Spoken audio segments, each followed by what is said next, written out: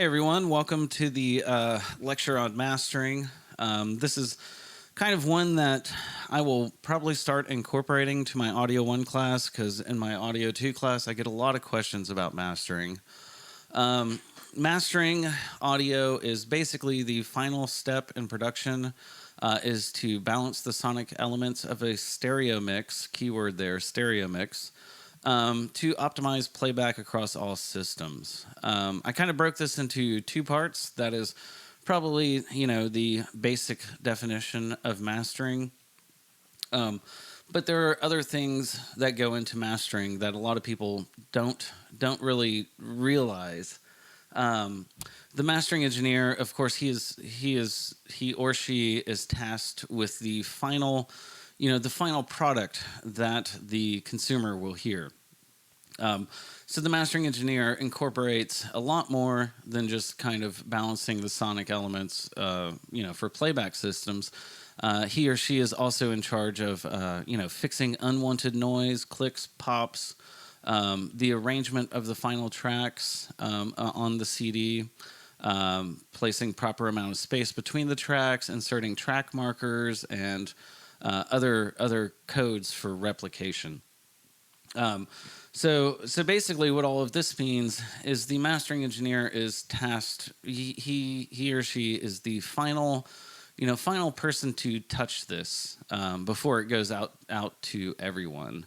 The arrangement of the tracks and the final sequence is very important. It's less important these days, but it's still important, whenever you listen to a CD from beginning to end and it all just flows and it flows well, really has an impact on how people, listen to the album. Less people are listening to albums these days, but it's still a very important, piece of the work to be done. There's also whenever we talk about the codes required for replication, we mean like the MP3 tags that you see. There's also things that the recording label wants. If you're working with major labels, they're going to want track listing, they're going to want average level readouts, all sorts of other stuff. So the mastering engineer is extremely important. Not only that, the mastering engineer has less creative input versus the mixing engineer. The mixing engineer, of course, can do all sorts of stuff with levels and the mix and stuff like that. But the mastering engineer will, kind of take everything and squeeze it into place. If you guys ever mix something at your house, mix it, and you should try your hand at mastering because it's not as hard as it sounds. There's people. There's a lot to it, but there's people who will mix and be like, bam, here you go, it's done. If you take the extra time to bounce it out to a stereo file, and then take that and also do compression and EQ and different things to that, it will make it sound better, hopefully. The way I like to explain it to a lot of people is you break down the whole process like this. When you're recording something, the recording engineer wants to do everything to make it sound as amazing as it can. So when it gets to the mix engineer, this person can also do everything to make it sound as amazing as it can. And then you give it to a mastering engineer who makes it sound as amazing as they can. So at each step of the process of recording, mixing, and mastering, you're just making things sound better every time, and it makes a huge difference to the end product. So if you haven't tried it, go ahead and start trying it. It's a way different. It's almost like a left brain versus right brain thing. Mastering can be really, really technical. It can also be slightly creative, but not as creative as the mix process. But it's really enjoyable. The sooner you get into it, the sooner, especially if you mix and master, the sooner you get into mastering, the sooner you will figure out what you're doing wrong in mixing, so you can fix that, so you can make the mastering process easier, quicker, and just sound better overall. With mastering, inherently you're dealing with just a 2-track file. Wow, I actually got the first one right. So mastering versus mixing. Mastering, you can think of it as mixing a bunch of songs to kind of coalesce to make an album. Whereas mixing, you're mixing instruments to make a song. When mastering an album, the idea is to kind of have all the songs have the same sonic footprint and volume levels. When you're dealing with an album, when you're dealing with just mastering a single, you're really mastering that single to make it match other songs sonically and in the same volume area. Whenever I'm going to do a lab portion of this where I'm going to master something that I mixed. I haven't mastered it before, so we'll be able to kind of check some of this out. I may do a couple songs. We'll see. I have 3 songs. Both of them need a little bit more, but we can just kind of do it for trial. With mastering engineers use specific DAWs, digital audio workstations. Most of the big mastering engineers, they will use specialized ones. It doesn't mean that you have to, but mastering DAWs, they have specialized tool sets for dealing with mastering specific things, like metadata, which is the embedded data that may say like the the artist, the album name, the year it came out. You can also do all sorts of exports for average level data, track list data, and then there's other special export functions such as DDP, which CD houses will use. But really, they're just like every other DAW, but they're just a little bit more specialized. For most clients, if you're not doing major label work, you can use Pro Tools, you can use Reaper, you can use GarageBand, you can use Audacity if you want to. The process is the same for all of these, but mastering specific DAWs have some built-in functions that are extremely convenient for mastering. So when you're mastering audio, mastering is done with a stereo mix file. And this is going to be straight from the mix engineer, whether it's yourself or somebody else. You only want to deal with a stereo file, left-right file. There are what's known as stem mastering, which is where you'll kind of get the drums in one file, bass in one, guitar in one, vocals in one.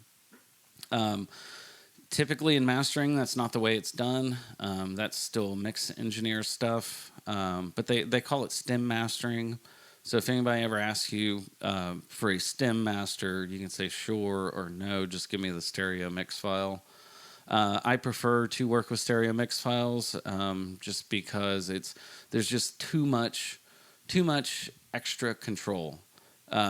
Part of doing mastering is you don't want to step on the mix engineer's mix. You want the mix engineer to do the best job that they can and give you the file and say, here, do the best job that you can. As soon as you can start adjusting levels of vocals versus guitars, you're not really mastering. You're really mixing, but you're just mixing stems. So in mastering, they will typically ask you for the final stereo mix file. The resolution of the file should be whatever the mix engineer used. So if he did 24-bit, 48K, or 32-bit float, 192, whatever it is, you want it in the highest resolution that you can, just so you're not downgrading it and then changing little bits and bytes in there. You want it exactly how the mix engineer mixed it. Another thing when you're asking for files to master is you want some headroom at the top of the master. So basically, you don't want a final limiter on the stereo file. If there's a final limiter, what that's going to do is it's going to mostly it's going to cut off the kick and snare, and kind of cut the transients for you. And as a mastering engineer, you don't want that. You want full control over it. So if you're getting a file from somebody, ask for no limiter on the end of it. It will make your job so much easier. And the last thing that you'll need is the metadata. This is the artist name, album, track listing. We'll go over that a little bit later. And I guess the other thing I did not put on here is if you're doing an album, you're going to want the song order also. So you can do the spaces so the songs flow nicely into each other. For the most part, that's the requirement that you're going to be asking of the mix engineer to get started. Metadata. What metadata is it's the file information embedded into the audio file. File information embedded. Yes. Metadata will have stuff that is the artist name, album, year it was released, the newer versions of metadata. You can put comments in there. You can put websites. This is most commonly the most commonly used metadata is called ID3 tags, which you find in MP3s. WAV files are slightly different. They will have CD text rather than ID3 tags. You can embed ID3s into WAV files, but normally the playback, for whatever reason, the people that make the WAV file playback devices don't read ID3 tags, whereas MP3 playback, even on the same device, will show you the ID3 tags. So it's a little weird. Some of that stuff is still up in the air, and that's one of the things. But basically, metadata, equate with that ID3 tags. And ID3 is a standard, and they update it every few years or something like that. It did just recently get updated again with different things that you can embed in there. So that's mostly what metadata is. You import it and into iTunes, and you'll see the artist name, the tracks, year, all that stuff that shows up there. I believe this is the ID3 version 2 release of the different things that you can put in there. Like I said, name, artist, album, composer, comments. It's the main one that most people use. And I think that may be iTunes in the background. There are other file formats as a mastering. When you get into mastering, the file formats is something you're going to have to be extremely aware of because there's new formats coming out all the time.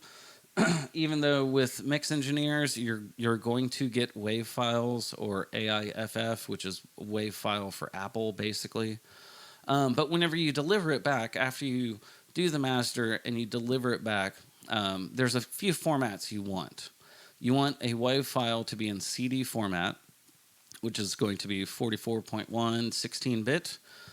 This is for creating CDs. So it'll be the file format for that if the artist so chooses to do it.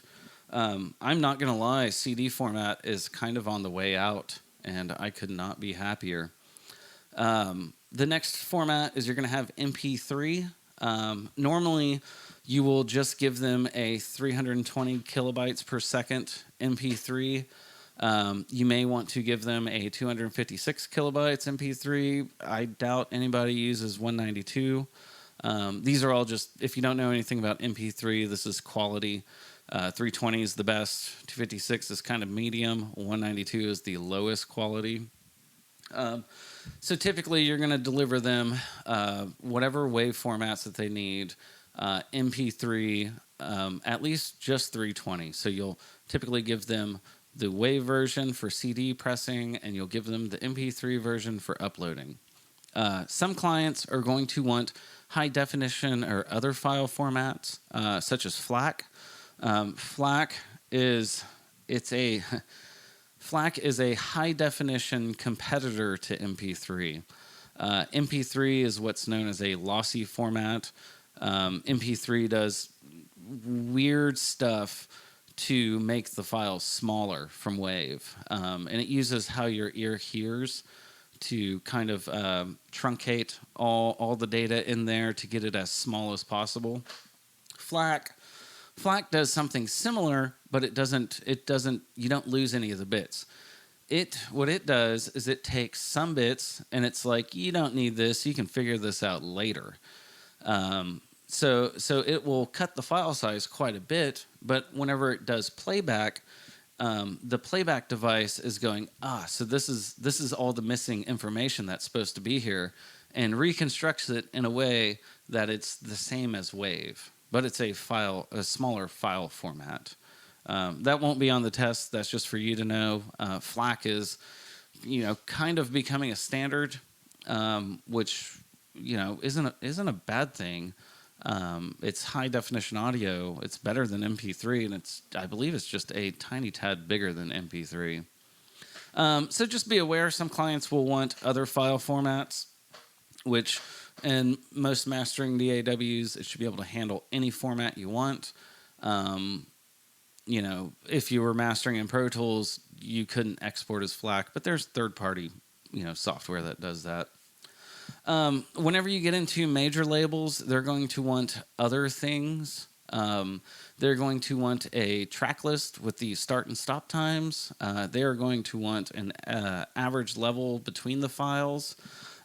These will both be text files that they get. The track list file is important because it's going to have all the ID3 tags on there. It's going to say everything about that particular mastering that they can look over, because you can misspell stuff. You could type in the complete wrong name of a song or something, and they'll be able to look at this on paper and go, you did this wrong, you did this right. The average levels, that is for them to compare with other artists. They don't always want that, but it's really professional whenever you send that back to them. And the DDP files are for CD houses. That's kind of a thing that's going out of style. A DDP file is basically an exact copy of the CD all bundled together. Instead of having 10 different WAV files, where the start and stop times and the pauses in between are built into the WAV files, but they can get put in out of order. There could be some sort of error in there or something different. A DDP file is going to be the exact CD that duplication houses are going to want. So that's a little bit extra information on that stuff. It's really good to at least just be aware of these things. So mastering, now we're getting on to the actual nuts and bolts of mastering. There is a big perception that mastering engineers have some, crazy special tools that make it so expensive. And that's kind of true. But the mastering engineers, all the gear that they use is the exact same gear available to mix engineers. It's just their higher precision or their specialty in nature. And what I mostly mean by that is with analog devices, you'll have potentiometers, which when you turn the knob and it's continuously smooth, that's a potentiometer. They will switch those out for stepped rotary switches, which is amazing for repeatability. So if you're using analog gear and you mastered something and you're like, I had this plus 2.5 dB at 10K, you can literally go back there, switch it, and it will step to that exact point. Potentiometers, just in their nature, there's a big variance between them. Potentiometers normally have a variance of plus minus like 15%, maybe 20 on some things, whereas stepped rotary switches, the variation is about 1%, sometimes even less, sometimes 0.1. So for repeatability, for going from one studio to another, mastering engineers want step switches. They get it exactly right.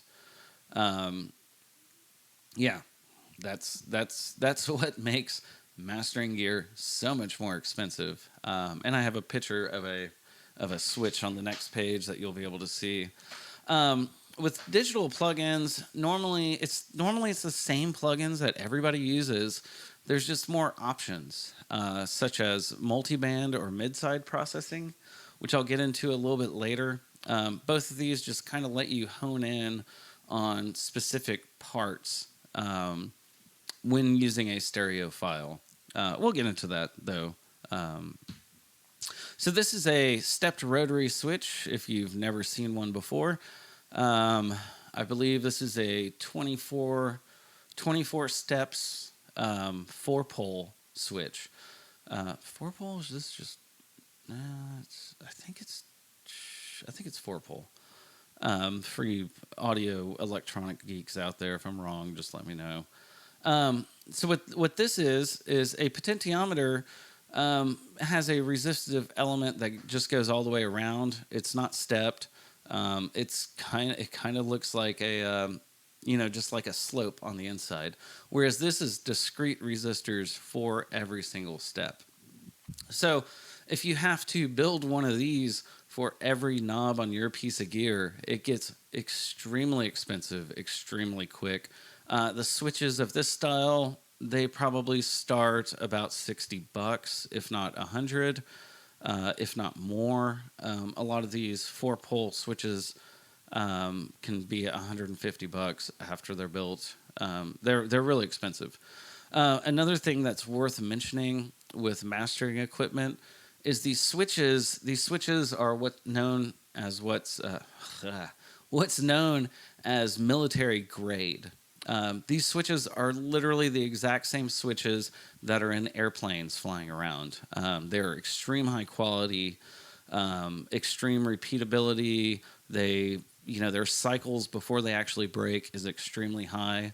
So this is, it's known as military grade, and that adds even more cost. You can get cheap rotary switches that may break after the 20th use, but these you'll get, 10,000 switches.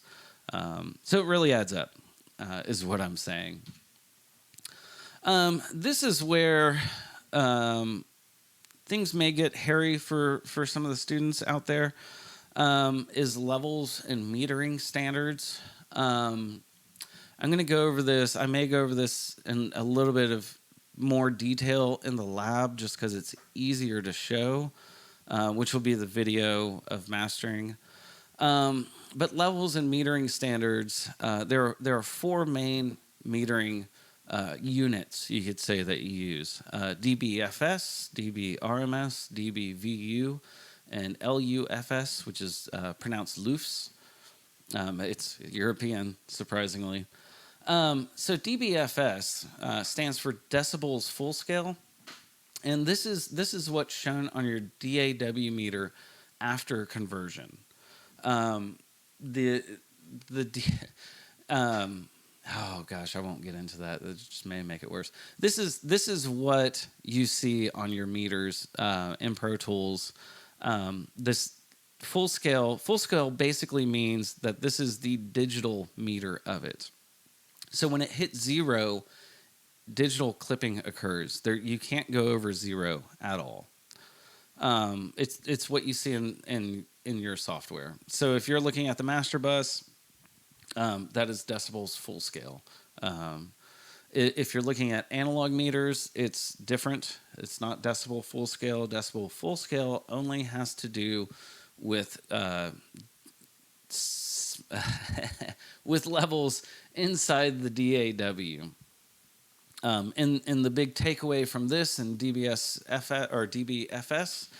is that when you hit 0, you are out of headroom and digital clipping occurs. dB RMS is the average of dB FS. So decibels root mean square. Root mean square just means average. I'm not sure what the time that this average is taken. It's a really good question, and also probably too much information for this course. But dB RMS and dB FS are helpful. So decibels full scale dBFS is the absolute limit in digital. Decibels RMS is the average. So what this does, it's the average of the full scale. This is already confusing. Basically, dB RMS is really good to show the overall loudness of the audio, or it's helpful. It's not really good. It's pretty good at showing your overall loudness. So if you have two audio tracks and you'll look at them, or two mastered tracks, and you look at them, the decibel full scale, which is the hard digital zero limit, you'll see that, and you'll see that it will peak at, say minus 0.2, or it may peak at 0. The dB RMS is helpful for showing you the average. So if one dB RMS is reading minus 10 and the other one's reading minus 6, the minus 6 one, just looking at the meters, is louder. It's the average of the full scale. So decibels, or dBVU, is decibel voltage unit. It's an analog metering standard that uses voltages. So this is, whenever you look at the old recording consoles and they have the meters up there that kind of bounce left and right. I don't have I'll pull one up in the lab. But this is an older way to measure loudness. You can calibrate the levels differently, which is one big difference between dBVU and dB RMS, is you can calibrate it to whatever user level you want. But the important thing about dBVU meters is it's also an average. It's like dB RMS, but dBVU, it also averages it, but the ballistics, which is how the needle moves, is standardized, and it can show you different things about transient response that decibels RMS can't. And it comes in helpful. So then we get on to LUFS. LUFS is fairly new. I believe it's only about 6 years old. This is a digital metering standard that takes into account the way the human ear hears. So this is also an average. So it's similar to dB RMS. It's similar to dBVU, but it basically weighs the audio for how you hear. So things around, if you remember the Fletcher-Munson curve, things around 1K, 2K are going to weigh more because we hear it easier than things at, say, 500 hertz. So it allows for better averaging than dB RMS. We'll get into it a little bit more. There's some things that when you compare LUFS and dB RMS, they match up perfectly. And then there are some things whenever you compare LUFS and dB RMS that the LUFS gives you a better averaging of what you're actually hearing. So that is a very big difference between the two. And we'll get into that in the lab also.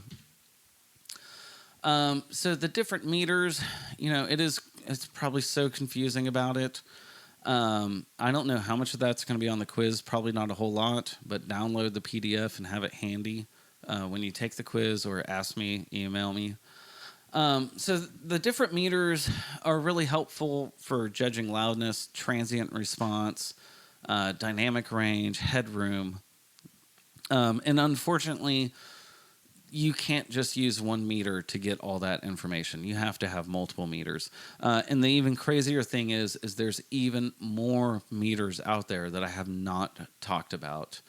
It also gets even crazy because there's different standards for different types of audio in different locations in the world. So the European Broadcast Union has one standard for how loud TV shows can be. The U.S. has a different standard. I believe Australia has their own standard. It gets a little crazy.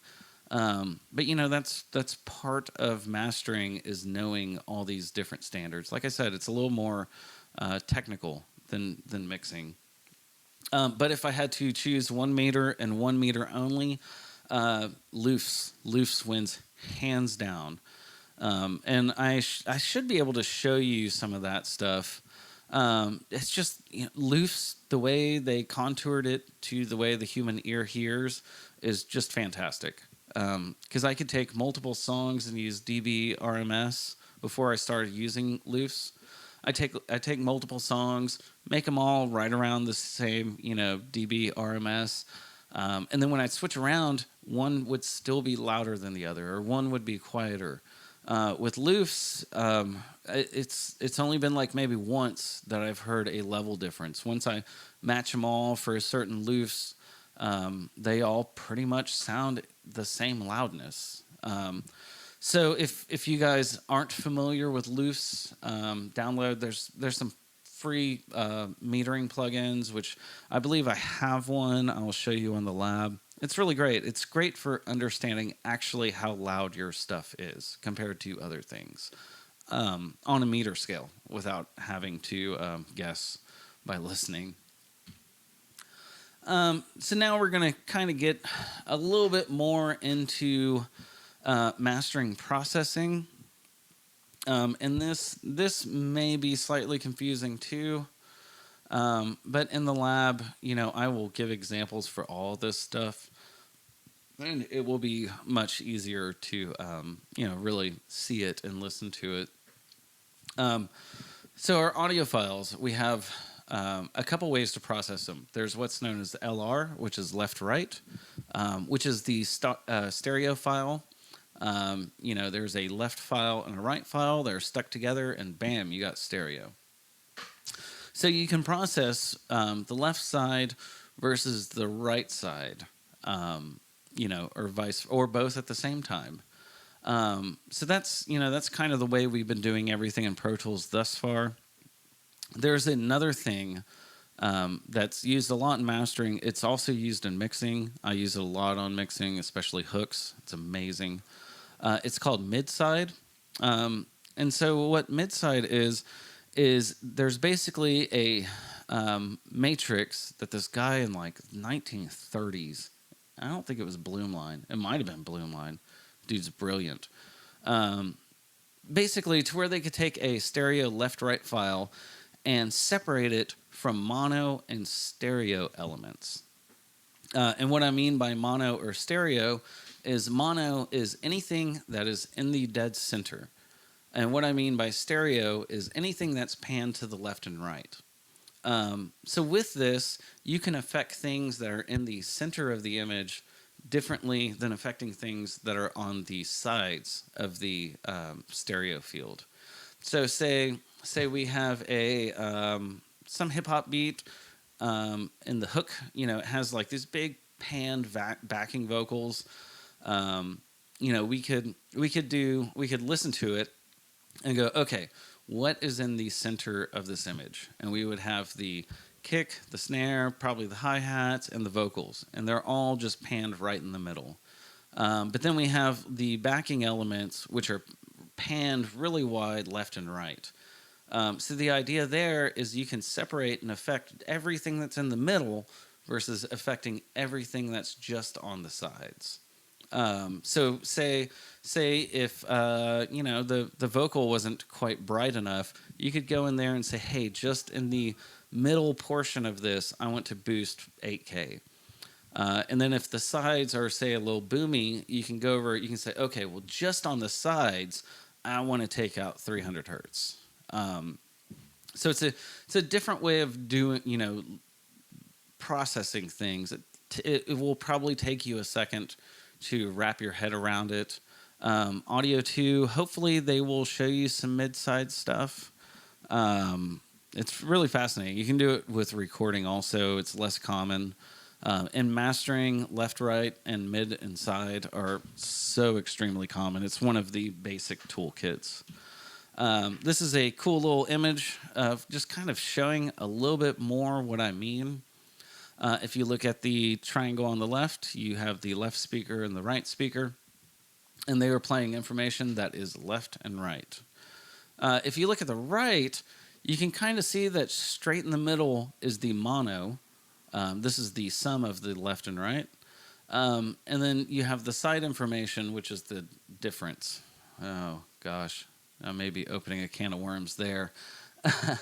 But basically, the mid is everything in the middle, and the side is everything that's panned, is the easiest way.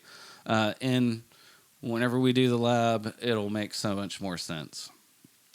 There are other specialty tools that is very specific to mastering. The first one is going to be multiband processing, which sounds way more complex than it actually is. Basically, this is splitting up the audio spectrum so you can process different frequency ranges independently of one another. So if you have some track and the kick drum is just ungodly banging and hitting so hard that you need to tame it to get your average level up more. If you put a regular, broadband compressor on it and compressed it, every time the kick drum would hit, it would compress everything else. It would compress the entire frequency range. With a multiband, you can say, hey, everything under 150 hertz, that's what I want to compress. And I want to leave everything else alone because everything else sounds fine. So then what happens is every time that kick drum hits, just that specific frequency range gets compressed. Everything else is just as it was. You can do this with not just compression. You can do it with harmonics. You can do it with de-essing. That is a very common thing to do in mastering, is to pick a specific frequency range that really hurts your ears and compress it, which is de-essing, basically. There is also dynamic EQ. So this is going to be exactly like a regular EQ, except for it has it's kind of like merged with a compressor.